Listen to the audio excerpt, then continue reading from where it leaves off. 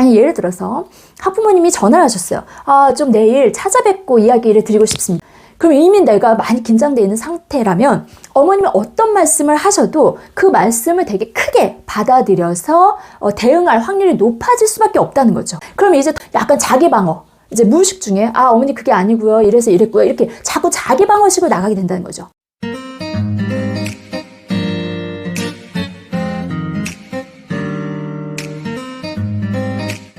안녕하세요, 선생님들.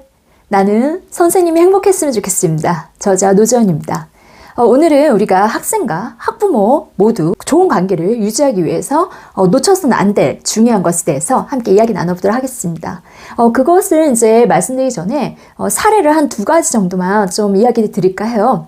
첫 번째는 예전에 굉장히 유명했던 이야기 중에 하나인데요. 실화였다고 하죠. 진짜 있었던 실제 일. 어떤 기자가 이제 쌍둥이들을 추적하기 시작합니다. 그런데 이제 어떤 쌍둥이 중에서 그 형은 노숙자가 된 거예요. 근데 동생은 이제 의사가 됐습니다. 그래서 너무 이상해서 이제 그 노숙자인 형한테 가서 이제 물어보죠.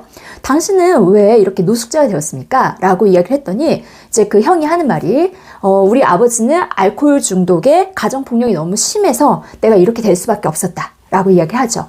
그래서 이제 이 기자가 쌍둥이 동생에게 가서 물어봅니다. 당신은 어떻게 의사가 되었습니까? 라고 물어봤더니 그 동생이 이렇게 이야기하죠. 우리 아버지는 알코올 중독에 가정폭력이 심했는데 나도 그렇게 될 수는 없었습니다. 라고요. 자, 이 이야기에서 메시지가 있는데요. 사실은 그 알코올 중독에 가정폭력을 일삼았던 아버지라는 이 사건과 현상은 이 쌍둥이들에게는 동일한 상황이었습니다. 그런데 이 상황을 어떻게 받아들이느냐, 즉 각자의 인생에서의 해석의 차이가 그 둘의 인생을 다르게 만들었던 것이죠. 이런 예는 굉장히 많습니다. 그래서 스님 또 어떤 실험이 있었냐면요. 어떤 이제 이렇게 손을 높이 치켜든 요런 그림자 사진을 일반 사람들에게 이제 보여줍니다. 그랬을 때 누군가는 그 사진을 보자마자 번쩍 손에 들어서 하이파이브를 했다는 것이죠. 근데 누군가는 그 사진을 보자마자 몸을 움츠리면서 피했다는 것이죠. 그래서 이렇게 하이파이브를 했던 사람은 조금 더 긍정적인 좋은 환경에서 자랐던 사람이었고요.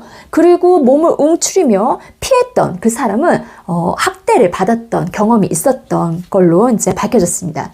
이처럼 이 손에 든 그림자 사진은 모든 이들에게 똑같은 상황이었다는 것이죠. 그런데 그 사건과 현상을 해석하는 각자의 어떤 태도나 가치관, 세계관, 그 다음 그들의 경험이 다른 관점으로 이 사진을 해석하게 만들었다는 것입니다.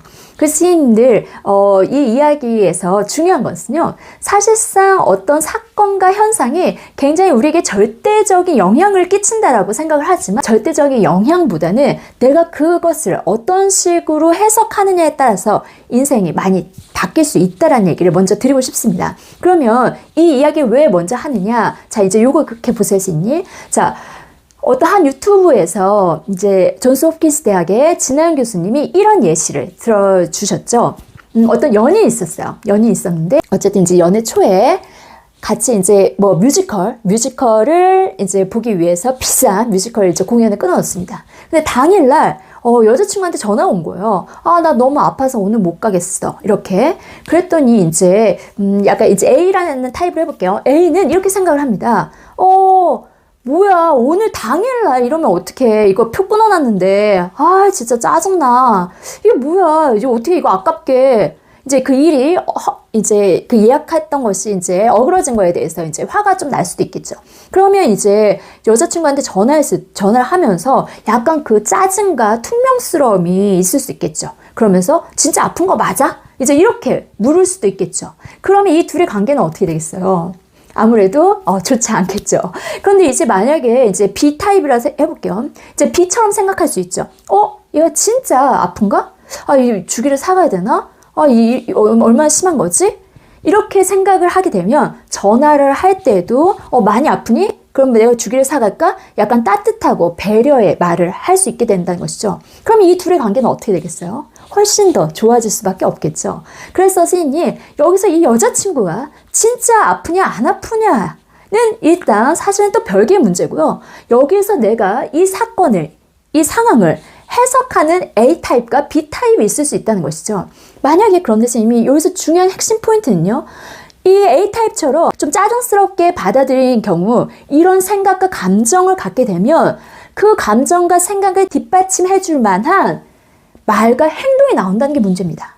근데 결국 관계라는 건 말과 행동에 의해서 맺어지게 되거든요. 어쨌든 내가 어떤 생각과 감정을 갖고 있느냐에 따라서 그 생각과 감정을 서포트할 만한, 뒷받침할 만한 행동과 말이 나오기 때문에 그래서 이 생각과 감정은 굉장히 중요합니다.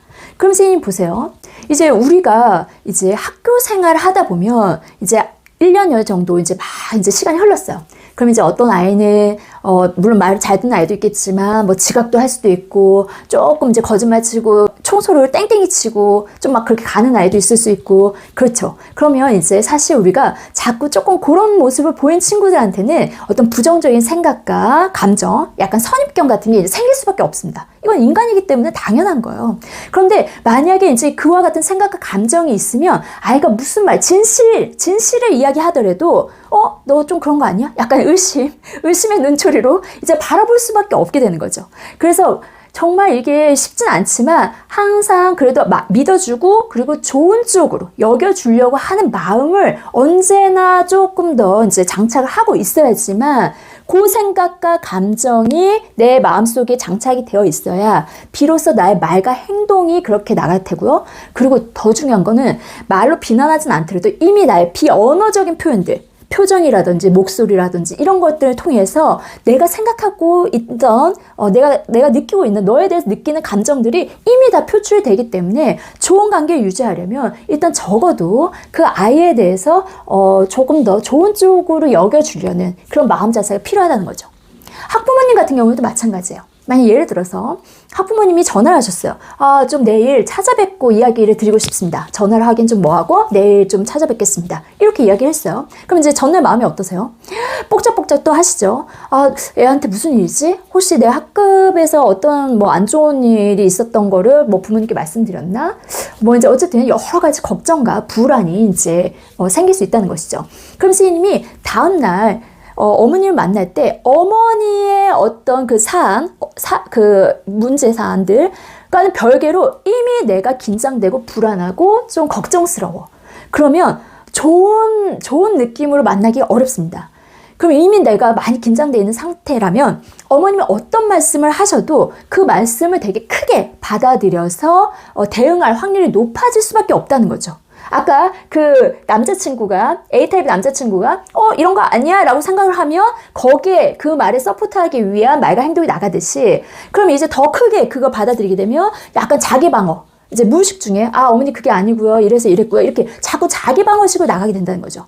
그런데 이 어머님이 그렇게 나쁜 의도로 온 게 아닐 거야 라고 좋은 쪽으로 자꾸 여기려 하면 어머님이 어떤 아주 심각한 상황 이야기하셔도 그랬군요 좀 더 수용적으로 이런 일이 있었군요.